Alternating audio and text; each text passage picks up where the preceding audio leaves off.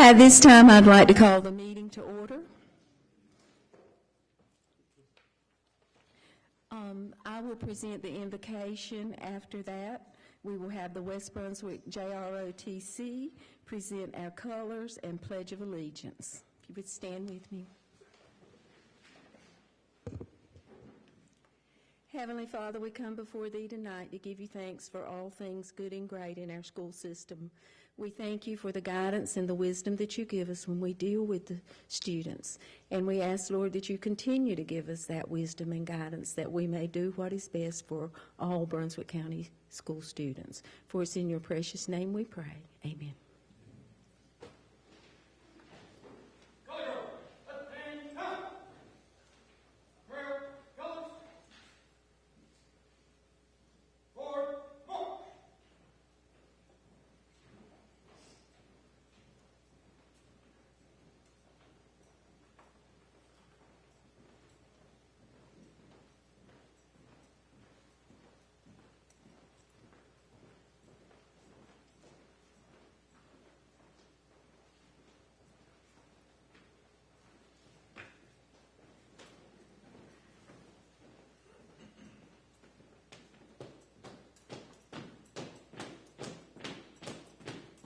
Guard, halt! Post, colors!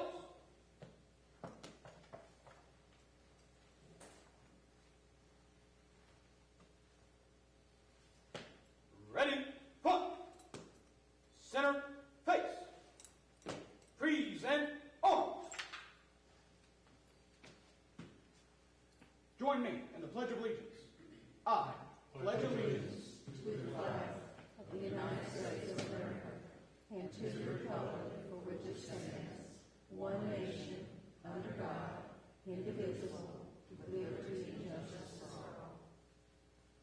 all. Order, arms! Center, face!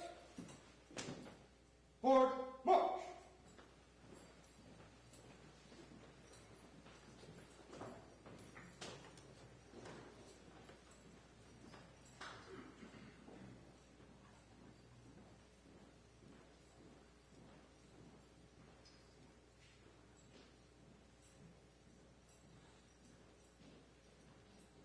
Thank you to the West Brunswick JROTC.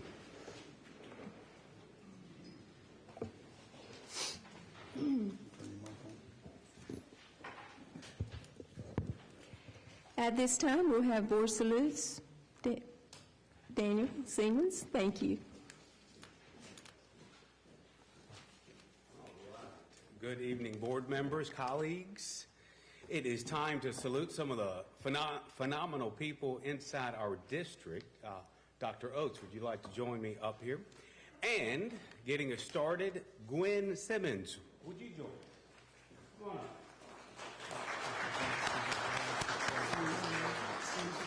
Front and center next to the superintendent. So DECA is an organization that prepares high school students, our leaders and entrepreneurs in the making, so to speak. Prepares them in marketing, finance, hospitality, and management, industries that create fantastic careers. North Carolina DECA has more than 7,000 members. One of those members, to my left, your right, and she happens to be the North Carolina DECA Diamond Student of the Month. So South Brunswick High School's Gwen Simmons has been named North Carolina DECA Diamond Student of the Month because of her hard work and dedication to the local chapter.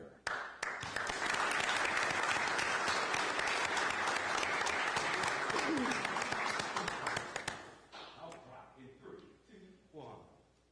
Thank you.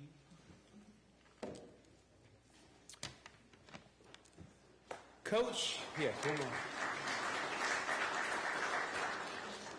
We're staying on the South Brunswick High School trend. Coach Chris Rayner, would you join us up here, please? I'm loving this. 2 from South Brunswick.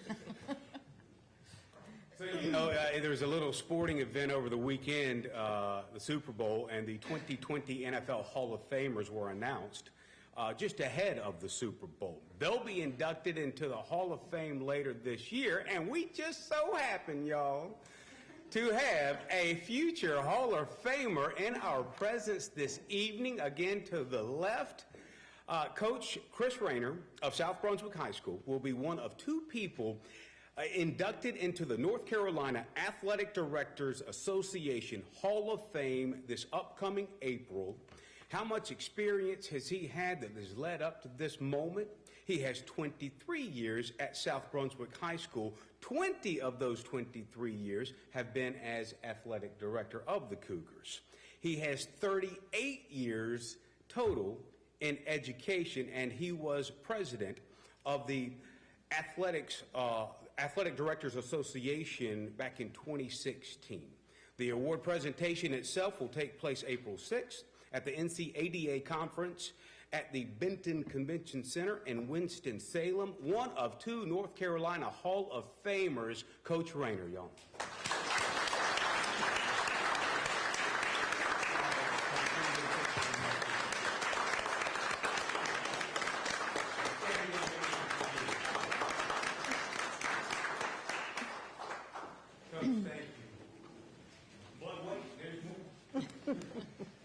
Denotra Franks and Jody Yantachka.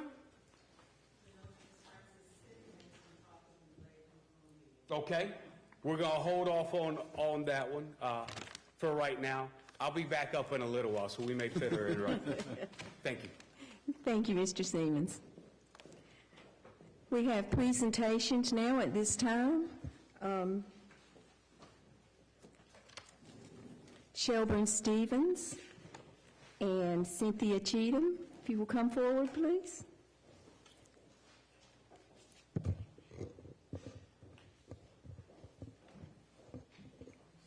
Good evening. Thank you for allowing us a little bit of time to do our presentation with you. I feel like after that I need Daniel to do this presentation. He might have more enthusiasm around that. It's a hard act to follow. We're here to talk about a program that we would eventually like to bring to the Brunswick County school system. We've been working on health care here in Brunswick County, thank you, for 14 years since Novant Health came, and trying to bring more providers to the community, and I think that we've done a good job with that. But one area that still has a lot of opportunity is behavioral health providers. There's just not a lot out there, and everyone is recruiting and trying to recruit for those.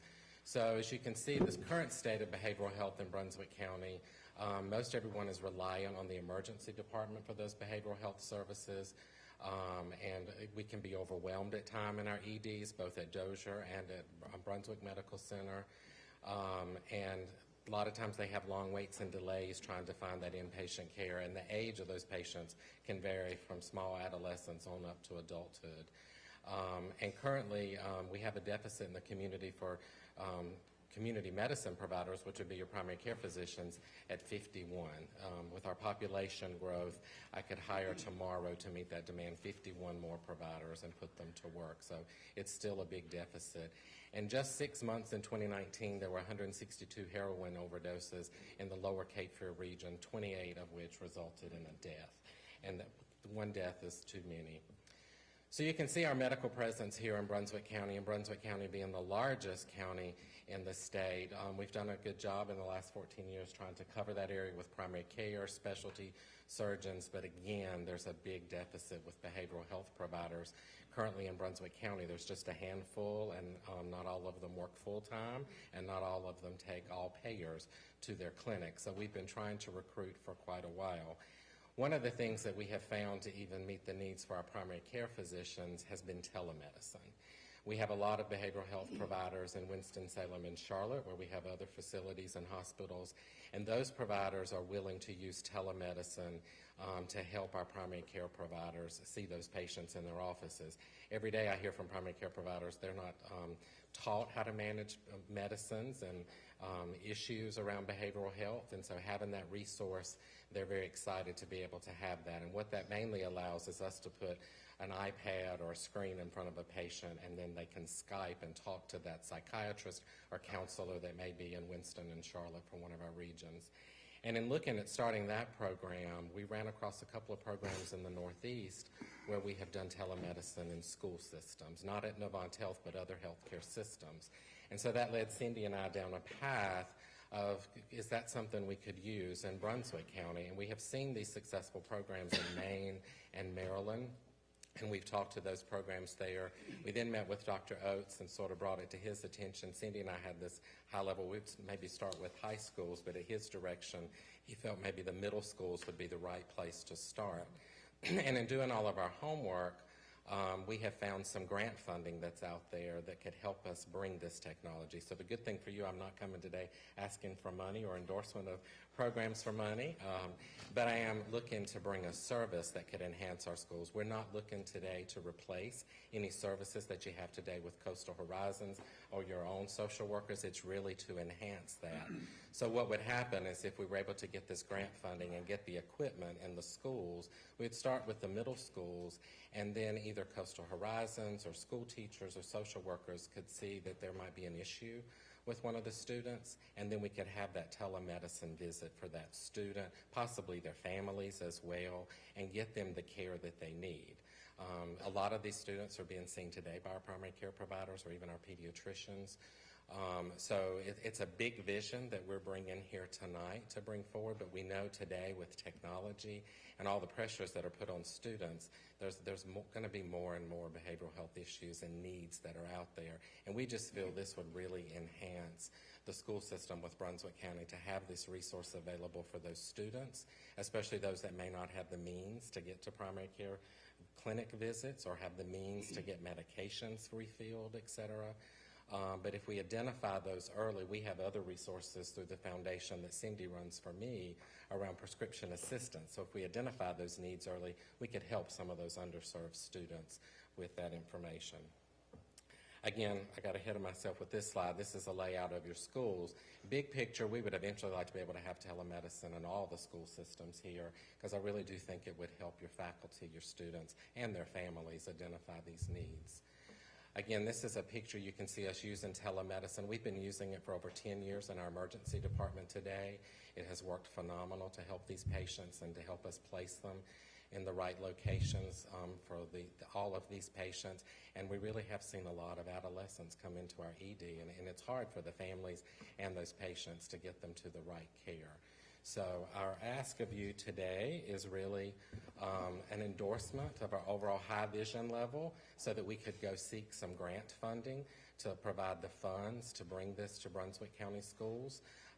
It would be the first in the Southeast to be able to do it, so it would be a pace setter here in Brunswick County if we could do that. But being that these behavioral health providers are so hard to find and recruit to employ, we're trying to utilize resources that we already have in Winston and Charlotte and bring that care here locally. So it's going to take us between $500,000 and $700,000 of funds to bring the equipment here and get the technology set up.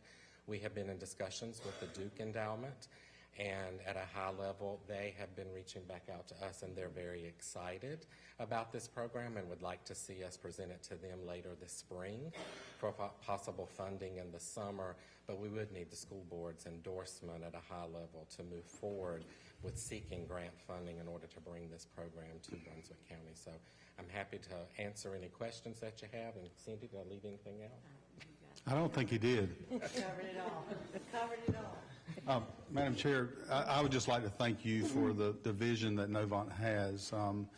Dealing with this like you have for the last 30 plus years myself, I know how hard it is to get the care and the services that these folks need. And, you know, sometimes we're transporting all over the state from here to Asheville to Greensboro in the middle of the night. And, you know, this technology and what you're doing is phenomenal. And I would definitely support it as a board member. I just thank you for bringing it to us and opening that door and willing to help. So thank you. Absolutely. One question I have, is this similar to sign language interpretation, where you do it through... It would be very similar to Okay, that. We could have the iPads on rolling carts or others, Right, yes. right. And would there be any concerns with confidentiality and that kind of thing? So there are some details that once we get the funding, we're going to have to work out around the confidentiality and get parent release forms and stuff. A lot of them we've worked out with our own legal team. If they're patients of ours, we would probably have that. So there are some details we'll have to work out around those pieces of it. Right. Well, I agree with Mr. Miller.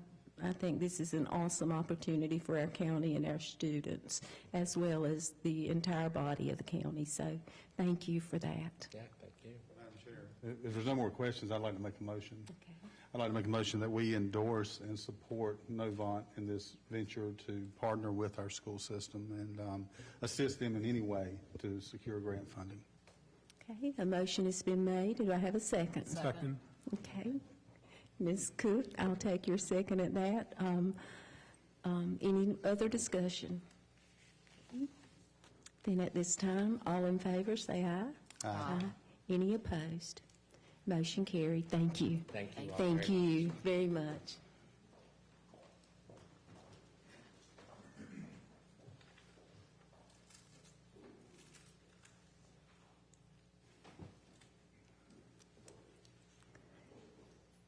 Mr. Siemens, you're up next.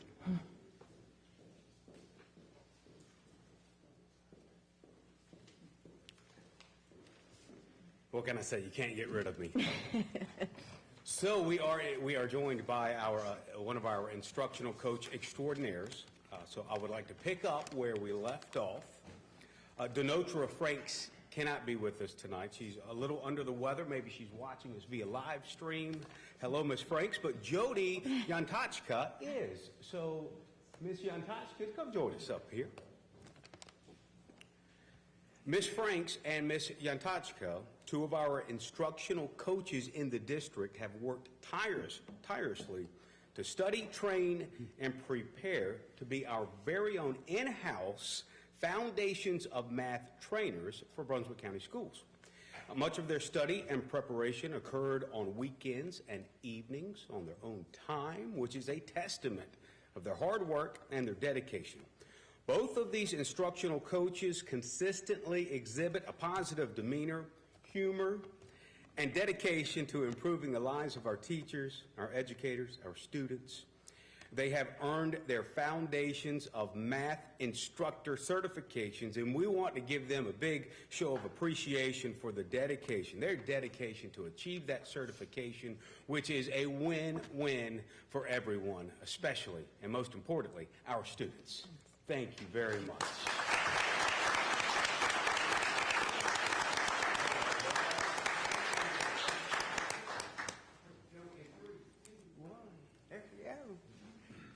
Thank you, Dr. Oates. I'll be grabbing you in just a second. Again.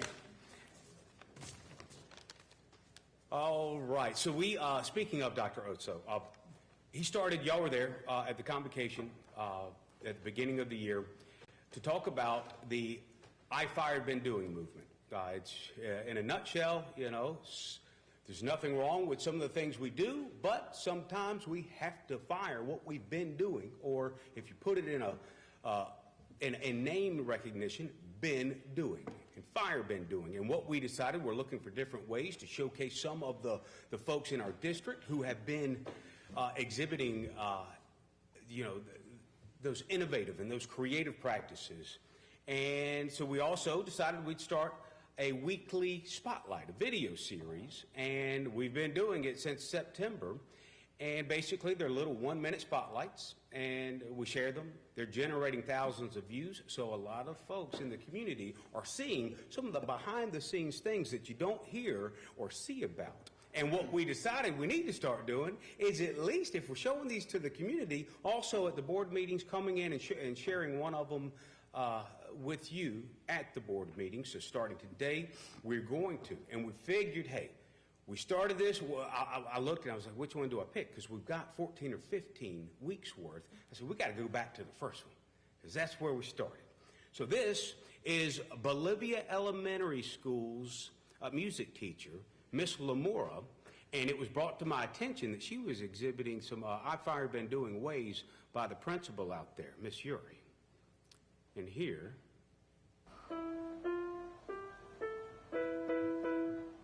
what's the reception been so far? Oh my gosh, the kids, well, at first they were nervous. Instead of just starting the year out with us learning worksheets and theory and the names of the notes, let the kids on the very first day just start playing. Fingers.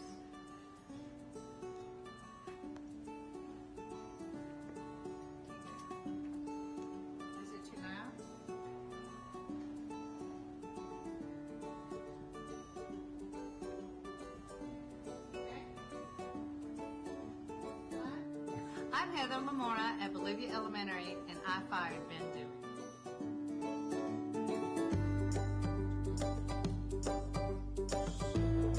Nutshell thing. Basically, she started the year, rolled out something she had never done, a music lab with keyboards. And these students, they have to problem solve on their own through music. So she's teaching them, you know, these wonderful talents of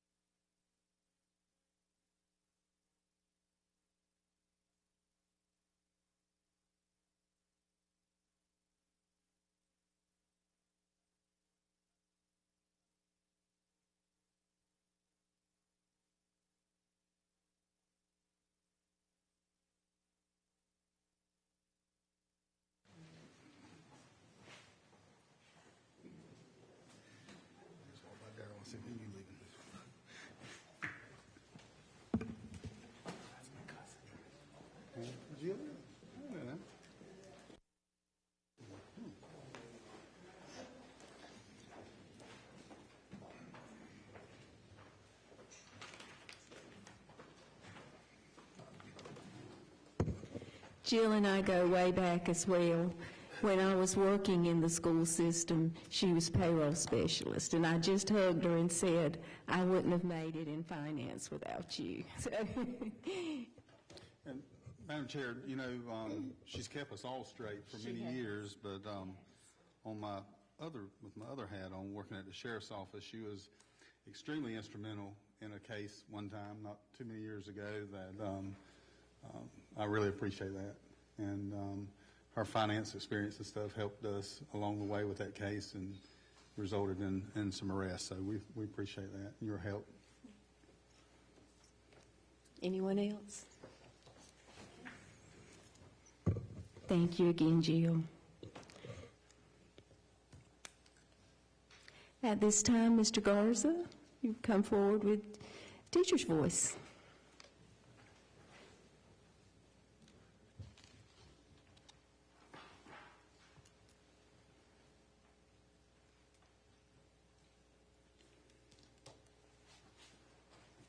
Good evening. I'm here to give you an update on our last month's TAC meeting, as well as illustrating how restorative practices have influenced South Brunswick Middle School. At last month's TAC meeting, I shared the restorative practices at our TAC meeting as far as how it's influencing, which I'll reiterate here in a second. Mr. Walls, our Teacher of the Year at South Brunswick High School, shared the positivity movement and just kind of gave us some feedback on how that's really influencing the students as far as how they're interacting with other people, especially their peers. Some of the student concerns that were addressed, and one thing I like about this is that at our TAC meetings, it's very much student-centered, which is nice to see our teachers coming with things that our students are voicing their concerns about. Cafeteria tables and hot playground equipment were two things that came up. Looking back at the notes from the minutes from Ms. Pylan, they came from Lincoln Elementary, and what they're doing now with that information is taking that and giving it to their school STIT team to see what they can do to solve those problems. But again, I just like to share that with you just so you can kind of see what how our teachers are thinking and how that's becoming more student-centered. Some teacher concerns that were brought up, one of them being the process of what and when and how the teachers that will be moved from Belleville Elementary to other schools. I didn't have any information on that. Mr. Ruth, I usually go to Mr. Ruth when I have those concerns to see what he has. Nothing was brought up yet, but I'm doing my due diligence as Teacher of the Year to bring that to you. That was one thing that was brought up. I think you have a lot of teachers that are just a little unsure and uneasy on what the future holds. The other thing that was brought up was the 2 additional annual leave days that were added, I believe, due to Hurricane Dorian. And looking back at what I had and what Mr. Ruth had been given, I know that finance did a really good job, as well as Dr. Oates in his leadership memos to Mr. Ruth and other principals, that I believe that those things, if there was financial hardships with teachers that couldn't compensate for those 2 days, they can make that time up. So that's something that I'll do as a Teacher of the Year at South Brunswick Middle School, making sure our teachers are aware of that. That was basically the gist of what we went over and what was brought up to my attention. Are there any questions as far as student concerns or teacher concerns before I proceed? What was wrong with the cafeteria tables? I don't think they were quite functional. I unfortunately was not at this last TAC meeting, if I'm being honest. My daughter had the flu, so I was going back off minutes to what was said, but I know that both those came from Lincoln. But again, I don't think it's an issue that we have to deal with. It's going to be within the school. But again, I just want to share that just so, you know, we're hearing our students, which is awesome. What we're doing at South Brunswick Middle School starting in August, we spent a couple of days on restorative practices. Before I get into that, one thing that I like to I'm getting a little far ahead of myself, is one thing that we're still doing at our school is hearing our students, is implementing our Student Advisory Council. It's still meeting on a monthly basis. one thing that they did the last month and a half, one of the issues that came up was making sure that we are cleaning up our areas, especially after like extracurricular activities such as wrestling matches and basketball games. So our Student Advisory Council collaborated with our National Junior Honor Society and took care of all the cleanup the morning of or the morning after every wrestling match and every basketball game, which was really cool to see that ownership that our kids are having, and it was done pretty effectively and efficiently. The other thing that I'm here to share tonight with you is one of the activities we did that kind of comes off of our restorative practices, which was the respect agreements. One thing throughout the school year that I've been able to do is take this all in and figure out how I can use it to be a better teacher. And back in August, when we were talking about circles and how to use circles in restorative practices, just like any teacher, you take it in, you're like, man, like circles, like really? And that's kind of like where we were initially. And I go back to one passion that I have, which is coaching. And a couple years ago, Coach Rayner gave me the opportunity to coach high school volleyball for the first time. And it was intimidating going in from the middle school level to the high school level. But one thing I noticed with these girls, they innately like to make circles. They do. And for me, it helped because I saw that cohesiveness that you want to see in a team. And that first year, that helped so much, having that sense of community that I had with those girls, the camaraderie, the cohesiveness, the inclusion. So as I was questioning why we're doing this, it kind of checked myself. You know what? You've used circles before, Mr. Garza, so maybe we should kind of see how we can use that in the classroom. So here's what we did. For elective teachers at South Brunswick Middle School, we're on semester rotations. So this was actually really beneficial for us because what we did beginning this second semester, we did what we call respect agreements. For me, it looked like 6 classes that were spent 25 minutes on each class, and the objective of this was to establish the expectations that we have with our students, teacher, and classroom interactions. Specifically, how students treat students, how students treat their teacher, how the teacher's going to treat the student, and then how the students are going to treat their classroom. And I know that sometimes we think about that, well, teachers give the rules, but this really, really was beneficial as far as seeing what our students, what they're thinking, and how that influences your decisions as a teacher. So why are we doing this?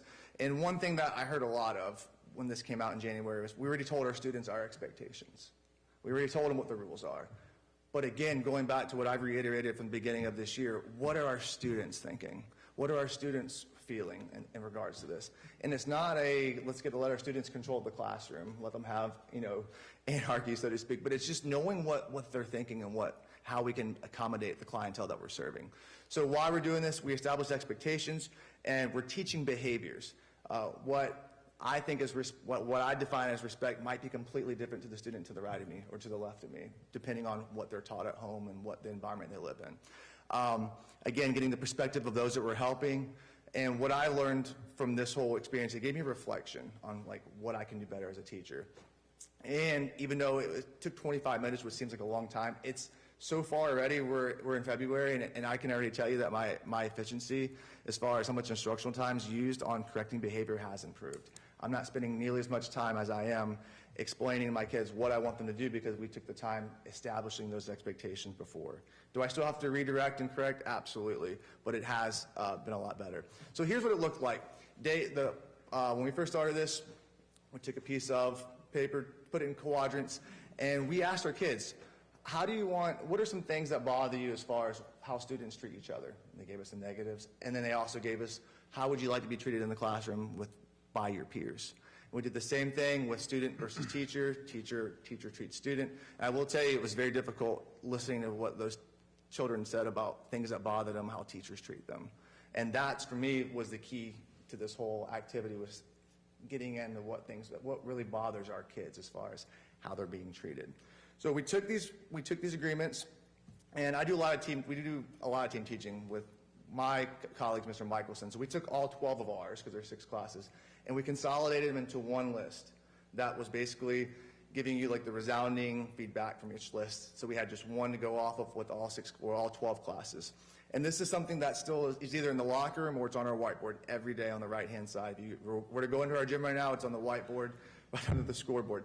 And this is helping me so much as far as, giving our kids, hey, you know what, we talked about how we're going to treat each other, and we're going to be more kind than what you're doing right now. Or my kids always say, I want you to be more understanding if I forget my clothes to dress me out, or if I get my shoes. So that's on there as me, is what I'm going to do to do that with. One thing that again, going back to the student responses, singling out students. And I'll be honest, this is something that I've done over the years. You get frustrated with a kid that's not doing what you're asking them to do, and you single them out from the class. This really bothers our students at South Brunswick Middle School. This was these three were the top most reoccurring responses to what bothers a student and how teachers treat them. Singling out, showing favoritism with kids, which is difficult to do at times, and then teachers gossiping or talking about other students where they can hear it. So again, taking these in could be difficult, but it gave you good clarity on what our students are feeling. Going into MTSS, so what the next step is for me, and I've kind of started doing this already, is having small group interventions, going into those targeted groups of kids that maybe still aren't getting it, and they're still having a hard time understanding the expectations in class. Obstacles with this so far is the fidelity, making sure that everyone tries to do it with a positive mindset and positive attitude. Sometimes, as a teacher, you look at it as another component that's being added on to you. And then understanding the misconceptions, that we're not here to let the students control the classrooms. We're simply here just to let them, give them the feedback, give them a voice, and let them hear what maybe we can do better. Lastly, the success I've already had, again, this is only a month going into it. The success I've had is my kids used to call me, especially in high school, Coach Hines. I don't know if you're familiar with Key and Peele, but there's this coach on the skit that freaks out and gets upset. And one thing that I took from my kids is I don't want to freak out. So yesterday, I'm in one of my 7th grade electives, and I'm feeling that frustration because they're not following directions, not listening. So I called a timeout. I held them up in the circle, and we went over and reiterated what they're expected to do versus what they're not doing. And that helped, and it redirected, and it was quick, boom, and moved on. And then one thing for me is establishing trust in the Tier 2 population. As a coach, you bond with kids outside of school. It's easy to do because you're spending that time with them after school on the team. But what I'm noticing now is kids that fall in that Tier 2 category or coming to me more and showing that trust that they have in me as a teacher, and that's been pretty awesome. So that's where we are with that. I know that's a lot. I was trying to go as quick as I could. But I really do think that restorative practices do work as long as it's done with fidelity and you have the right mindset. And I'm looking forward to working with Ms. Hodgson, our CIS coordinator, to further elaborate on that as we finish out our semester. I know I talk fast. I'm sorry.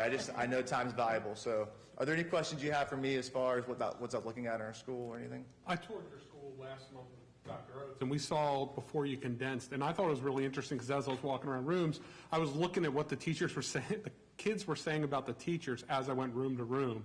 And I just thought it was really interesting that, the kids were giving teachers great, like, professional development almost kind of ideas, like, hey, this is a better way to better yourself and to communicate with us. And I thought it was neat. I mean, because every room was a little different, and you could definitely see the teacher's personality coming through in the comments both ways with the students.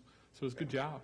It's a good illustration, too, to see what bothers kids in other classes. You're like, oh, maybe I should do a better job at making sure I don't do that. You learn from your peers almost like observational learning, seeing what's not working in other classes or what is working in other classes, and kind of not catering, but just adjusting your teaching practices. So, all right. Thank you for your time. I appreciate it. Thank you.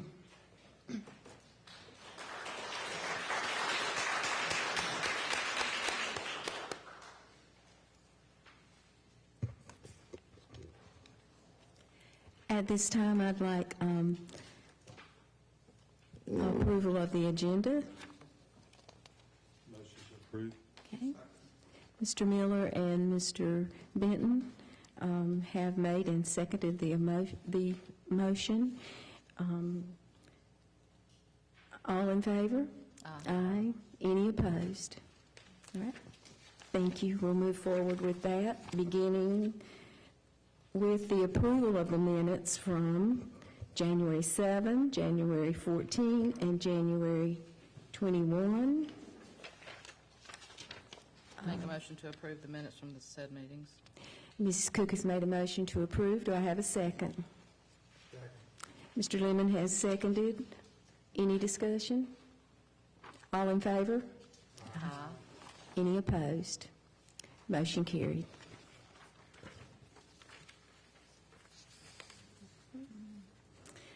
We have a couple of consent items for approval. We have the Brunswick County Schools 2020-21 draft school calendar and policies on the first reading, request and waiver of second reading.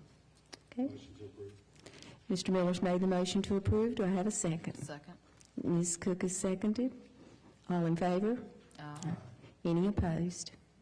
Okay. Motion carried. Thank you.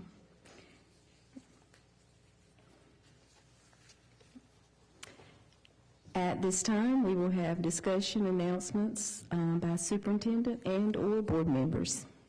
Madam Chair and board members, just wanted to bring to your attention that the governor has declared the month of February Career and Technical Education Month by proclamation. Just wanting to make sure that we all focus on the great things that are happening with our career and technical education courses, and particularly those that are taking place at the coast. There's some good things happening in Brunswick County when it comes to CTE, and it's good to see that the state is recognizing CTE with this proclamation for February. Also, I'd like to give a commendation, and I can't say enough about the work that our school resource officers do in our schools. Every day they are providing safety to our students and staff, but today in particular there was an incident that took place at Jessie May Monroe Elementary. And we had a student that was in the cafeteria and was choking on some food. And we saw through video that one of our school resource officers, Sergeant Woody Dunn, sprang into action and grabbed the student, performed a Heimlich maneuver, and all is well. Because of his quick thinking and fast acting, we averted a situation that could have been terrible for the student, ourselves, and of course the parents. The parents were notified and came in and picked the kid up, but I'm just glad to see that our school resource officers are there whenever we need them in whatever capacity we need them. So I wanted to just make sure that publicly Sergeant Woody Dunn was commended for his actions today. And the last thing that I just wanted to touch on, as you know, we are going into what I formerly in human resources would call the hiring season. Finding staff members and teachers to fill positions as the new school year begins. One of the challenges we are facing as a district is the challenge of finding math teachers and exceptional children's teachers, our EC teachers. Not only finding them, but in some cases being able to retain the ones we have. Folks leave for different reasons. But we are really finding it difficult to find a pool of candidates that are qualified to come in and provide quality instruction to our students, particularly in those areas. The number of folks going into the profession, as seen by a decline in enrollment at UNCW and other teacher preparation programs, gives us some things we really need to think about in terms of recruiting and retaining our teaching staff. Human Resources Department has worked diligently in trying to figure out ways to recruit, go to different schools, and bring folks to Brunswick County, but we're still finding that a arduous task. Any comment or discussion from board members with regard to that? Yeah, I would like to say this situation with the teacher shortage has finally struck Brunswick County. We've been skating by, so to speak, in that this is an attractive place to live, and we have in the summer a lot of people to move in our direction, but that finally ran out with the exceptional children and math situation, where we have X number of classes in our system right now without a math teacher. And with long-term subs or other types of scenarios, principals have had to go through to place somebody in that classroom. It is my opinion that the teacher is the one who makes the difference in a school. It is the experienced teacher that is the glue that holds a school together. And I think we have to come up with a plan to address not only these critical areas, but recruiting teachers and retaining teachers overall. I know, Mr. Foster, we've talked before about that. I don't know what ideas you may have about that, but I wanted to quote something to you. To our north, we have a county that, because of the big city lights, so to speak, may be a little more attractive for some applicants and that type of thing. They also pay larger supplements than we do. Some of the benefits are different, and for example, they pay extra pay for extra duty more than we do. The county to our south, this is kind of an unbelievable statistic. Horry County, a beginning teacher with no experience makes $37,826. In Brunswick County, they make $35,000. A teacher with no experience with a master's in Brunswick, Horry County makes $43,553, and of course in Brunswick County they make $35,000.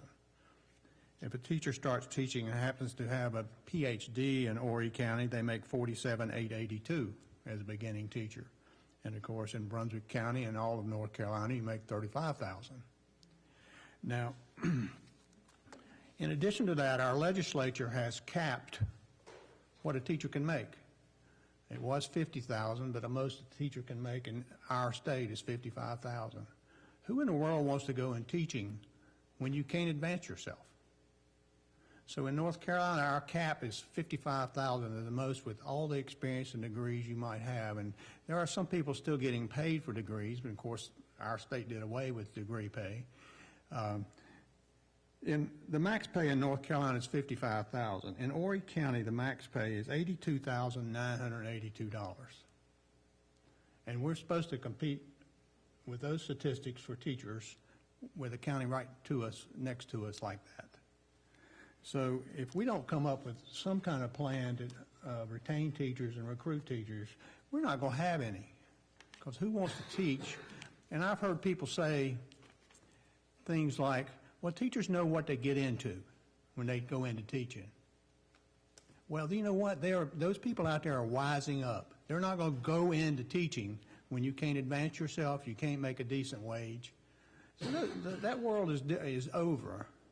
So Brunswick County has to search deep with this issue if we're going to have the best teachers we can for our children, and the best. And so, what has happened in our state? It used to be teachers could make a decent wage and get an increase, a decent increase, two ways. One was become national board certified, and the other was an advanced degree. And our legislature, with all their infinite wisdom, did away with paying for degrees because the John Locke Association or somebody like that said, well, you can't look at test scores and say that a teacher with a doctorate is going to have higher test scores than a teacher with a bachelor's.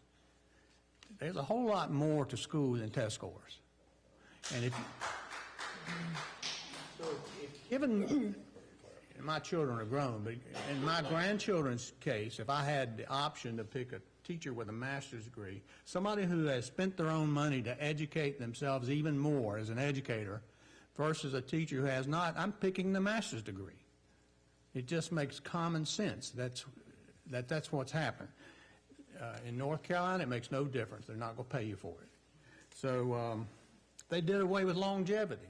I just said, you know, the comment I made was experienced teachers are the glue that beginning teachers can't hold a school together. They can hardly hold themselves together. It is the experienced teacher that is the glue for a school. But no, we don't want to pay longevity to keep our teachers. Not in this state. So, and of course the capping situation, you know. So all of these things combined, all these negatives that set out there to be a teacher, no wonder we have a shortage. So I don't know, Mr. Foster, if you have any comments, because a lot of it falls on HR. But we're here to support you in whatever you think needs to be done. Thank you for that. Just a couple of comments. I think we're right on target in regards to the math and the EC areas are the areas that we've experienced the most significant turnover and most difficulty in filling those positions.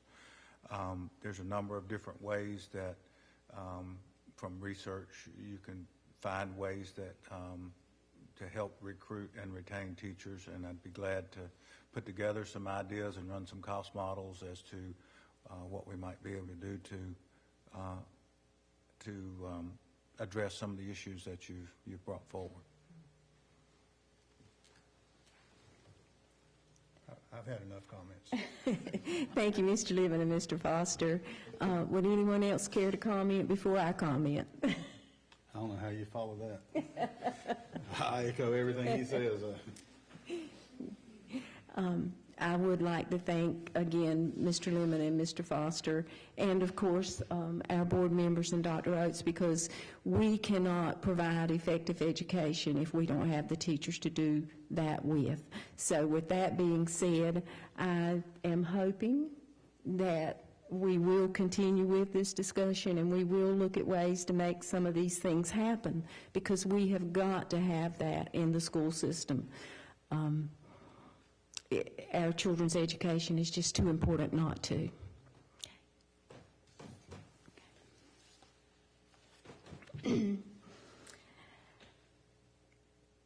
At this time, I would like to bring everyone up to date on what has occurred with the concerns about water in our schools. As recent as yesterday, we met with the county commissioners and we spoke with them about what is happening, as they are the providers of our water in the schools. And what we have discussed is the fact that the state has not sent out or given any advisories in terms of the usage of the water. We know that the county is currently waiting on a permit from DEQ, which is the Department of Environmental Quality, and they are waiting for that permit to be issued from Raleigh.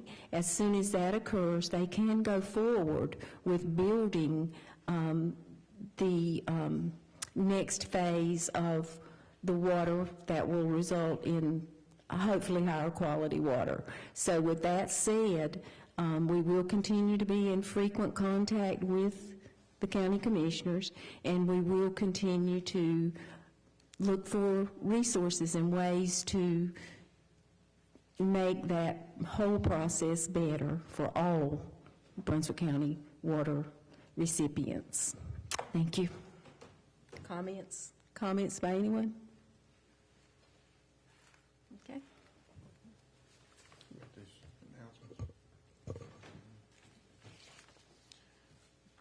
Just one more thing, Madam Chair. You just want to bring attention to the committee meetings that are there for the 18th of February, and we will announce those times to the board in advance, of course, and just making the public known of the next board meeting of March 3rd. So we will make sure that that information goes out to the public. Any comments from the board? Thank you, Dr. Oates. Do I have a motion for closed session? So moved. Okay. Mrs. Cook has made the motion. Do I have Mr. Miller has seconded? All in favor? Aye. Any opposed? At this time, we will go to closed session.